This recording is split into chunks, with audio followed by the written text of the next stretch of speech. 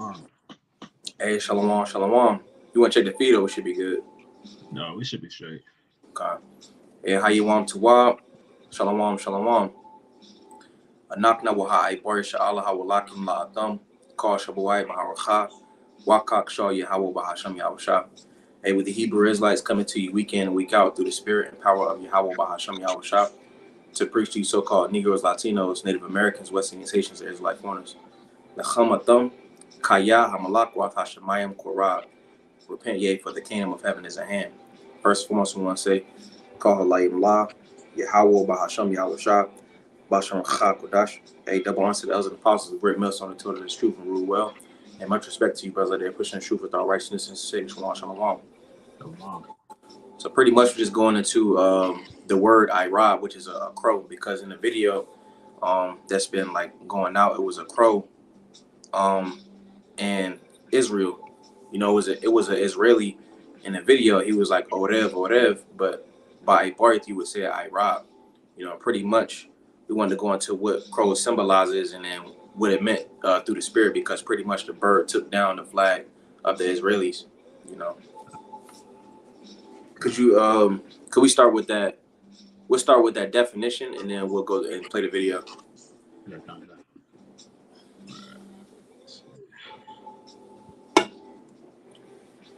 You want in the blue letter or you want just a common definition? This common definition.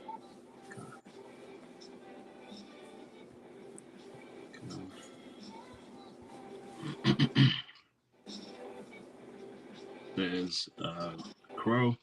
This is off of the Merriam-Webster's dictionary. It reads, any various large, usually entirely glossy black passerine birds.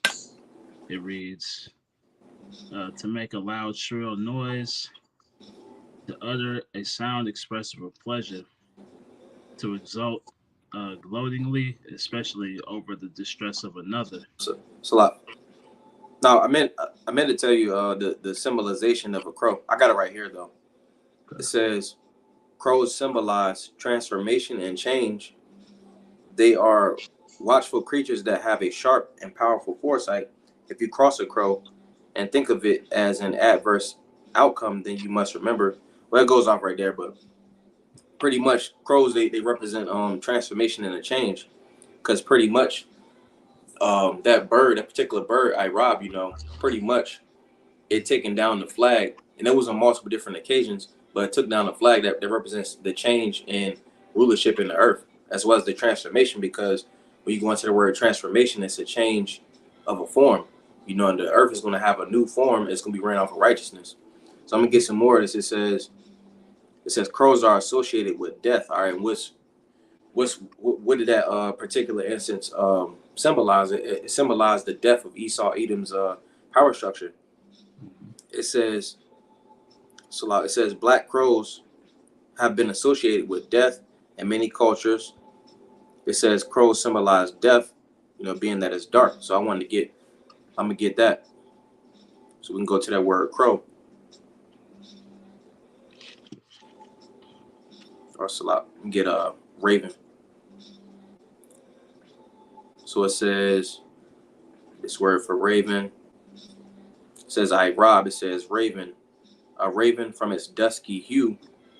We're going to the Hebrew Chaldee lexicon. It says a raven, a crow, compared to Latin corvus. No root is to be sought in the Phoenician Shemitic languages, thus called from its black color. You know, pretty much is going into that root word. Hold on, Salakia. Pretty much going to the root word. It says to grow dark, to become evening, grow dark. It says be darkened, grow dusky at sundown. So pretty much it says to set as the sun. Pretty much it's sundown on Esau's kingdom. You see? So we're gonna start with Job. Actually, we'll start with Psalms 50 and 7 down to verse 11, and then we'll go to Job 12 and 7. If I could, I got another, just to land back off what you were saying. Mm-hmm. Just talking about the symbolism of the crow.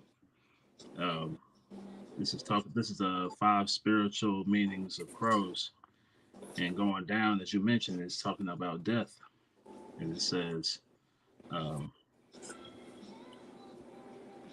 it says sometimes crows can represent death in a literal or figurative sense. Crows can be an omen of change, sometimes an omen of death, but death doesn't always have to be scary. Change always asks for the death of something and the rebirth of something new. You know, so as we're saying, we're watching the death of Esau's system, Esau's kingdom, right? And Amalek being the chief, the head house of the Edomites, man, right? So that the video that we'll show, you know, will symbolize the death of Esau Edom's system, man. Yeah, Barbara, shall we can play it real fast before we get the precepts? Okay, I got it. Yeah. Let's see.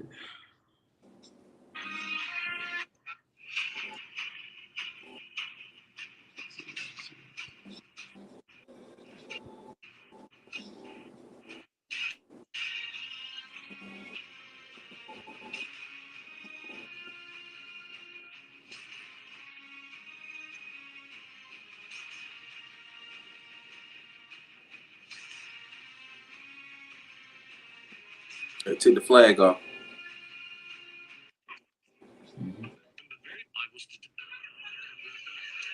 Yeah, this one is pretty much 4 other instances where crows was removing the Israeli flag.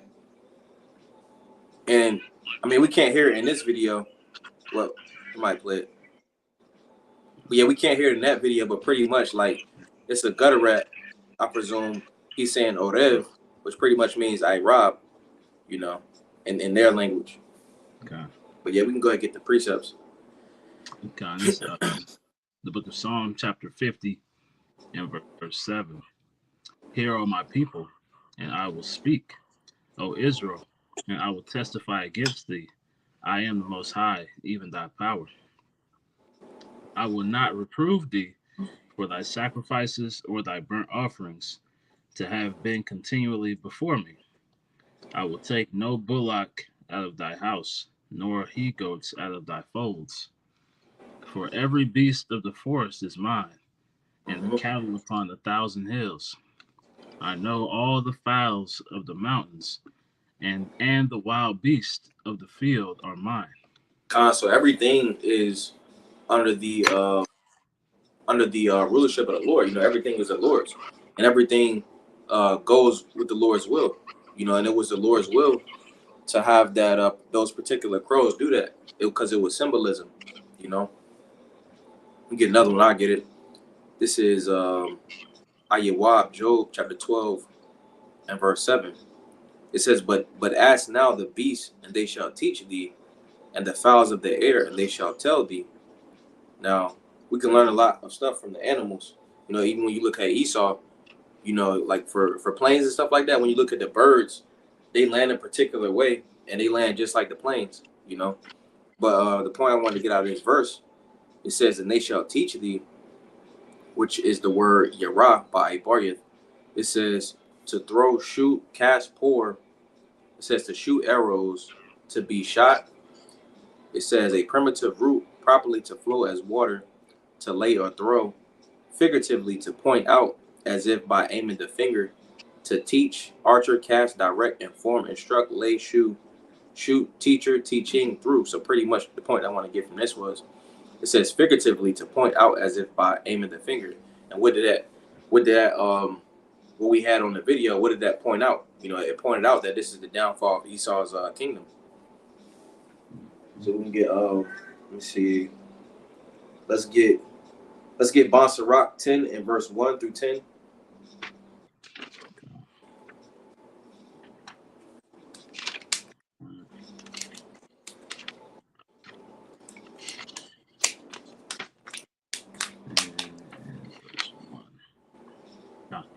It's Sirach or Ecclesiasticus chapter 10 and verse 1. A wise judge will instruct his people. A wise judge will instruct his people in righteousness, you see, because you go to Job 9 and 24, it says the earth was given into the hand of the wicked. So pretty much everybody is being ruled off of a wicked vibration. That's right. It says a wise judge will instruct his people, and the government of a prudent man is well ordered. Mm-hmm. As the judge of the people is himself, so are his officers. And what manner of man the ruler of a city is, such are all they that dwell therein. So pretty much the people take on the spirit of the ruler, and we can see that how the people are, so we know how the ruler is, in this world, you know. Uh, verse 3. An unwise king destroyeth his people, but through the prudence of them that are in authority, the city shall be inhabited. Mm-hmm. The power of the earth is in the hand of the Lord, and in due time he will set over it one that is profitable. Pretty much going into that crow, what the crow represented. It said change and transformation. So we coming into that time period to where it's going to be that transformation. It's going to be a change in that rulership of the earth. I got a preset for you real quick. This is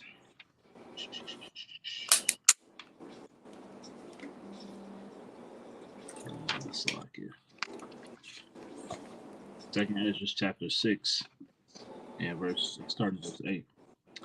And he said unto me, from Abraham unto Isaac, when Jacob and Esau were born of him, Jacob's hand held first the heel of Esau, for Esau is the end of the world, and Jacob is the beginning of it that followeth.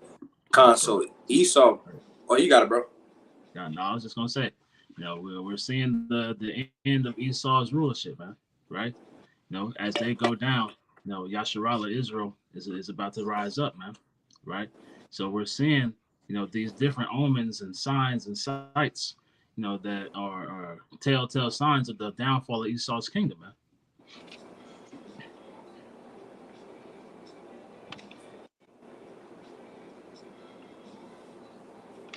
You want me to keep going in that Sirach 10? We'll go to verse 10. Okay. This is Sirach chapter 4. Let's tell you, Sirach chapter 10 in verse 4. The power of the earth is in the hand of the Lord, and in due time he will set over it one that is profitable. In the hand of the Most High is the prosperity of man, and upon the person of the scribe shall he lay his honor. Bear not hatred to thy neighbor for every wrong, and do nothing at all by injurious practices. Pride is hateful before the Most High and man, and by both doth one commit iniquity. Because of unrighteous dealings and injuries and riches gotten by deceit, the kingdom is transferred from one people to another. So pretty much the kingdom, the rulership of the earth is being transferred from Esau to Yaquab, the 12 tribes. You see, because how Esau rules the world, he's not showing the world to do benevolence. Going into I'm gonna show you Proverbs 29:2. When the wicked bears rule the people more, because in order for them to keep power, they got to they got to have like wicked devices. You see, whereas it says when the righteous bears rule, the people rejoice. Roughly paraphrasing. So pretty much, we're gonna give the earth to do benevolence. Even with the heathen, they can get their lands, their respective lands back. That's right. And any transfer of power that you've seen throughout history has been through violence, man. That's why the crow, it symbolizes the death of this kingdom, man. Right? It's not going to go out peacefully, right? It's going to go out, in a blaze, right? So we're going to see, great turmoils and things of that nature, take place, that are going to lead to the end of Babylon the Great and Esau Edom's rulership structure now. It says, verse 9, Sirach 10:9. Why is earth and ashes proud? There is not a more wicked thing than a covetous man. For such an one setteth his own soul to sell, because while he liveth, he casteth away his vials. Verse 10. The physician cutteth off a long disease. And who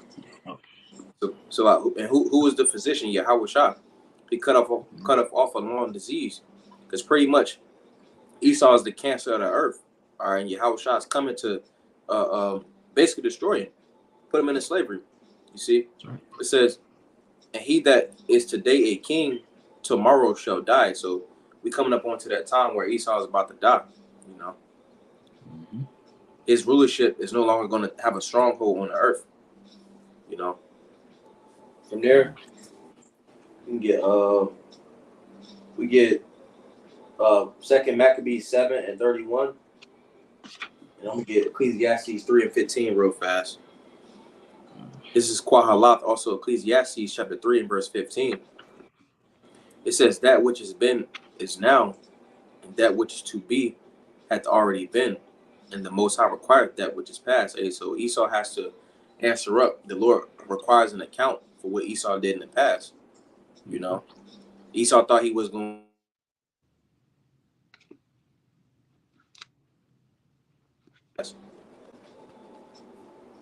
Okay.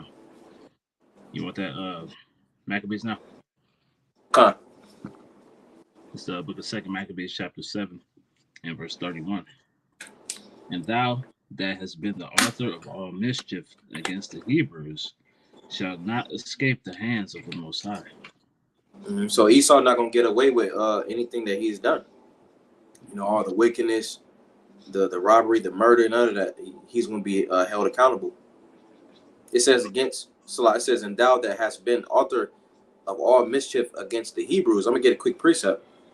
This is the Holyum Psalms, chapter 83, and verse 1. It says, keep not thou silence, O power, hold not thy peace, and be not still, O power, for lo, thine enemies make a tumult, and they that hate thee have lifted up the head. They have taken crafty counsel against thy people, and consulted against thy hidden ones. They have said, come and let us cut them off from being a nation, that the name of Yasha may be no more in remembrance. For they have consulted together with one consent. They are confederate against thee, the tabernacles of Adawam, and the Ishmaelites, Yashma'ala of Moab, Mawa'aba, and the Hagarenes. And who was first? It was Edom. Going back to second Maccabees, chapter 7, Maccabees, in verse 31. It says, and thou that hast been author of all mischief against the Hebrews shall not escape the hands of the Most High. So pretty much Esau spearheaded the destruction of our people, you know. Okay. We keep going in the Maccabees. Okay. It's back in Second Maccabees, chapter 7, and Okay. verse 32. For we suffer because of our sins. And though the living Lord, be angry with us a little for our chastening and correction, yet shall he be one again with his servants. Mm-hmm. But thou, O godless man. So pretty much, you know, it says, yet again shall he be at one again with his servants. So pretty much in the kingdom, you know, which is coming next. Are we seeing all those signs? We're seeing the dollar fall. We're seeing the different signs and prophecies pointing to the fact that, hey, Esau is going down and the kingdom is next. Mm-hmm. Okay. Continuing on. Verse 34. But thou, O godless man, and of all other most wicked, be not lifted up without a cause, nor puffed up with uncertain hopes, lifting up thy hand against the servants of the Most High.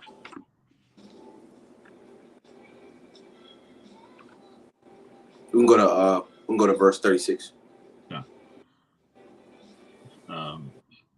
Verse 35. For thou hast not yet escaped the judgment of the Almighty power, who seeth all things. Mm-hmm. For our brethren who now have suffered a short pain are dead under the Most High's covenants of everlasting life. But thou, through the judgment of the Most High, shalt receive just punishment for thy pride. Mm-hmm. Hey, for their pride, you know, because Esau's paraded around the earth in wickedness.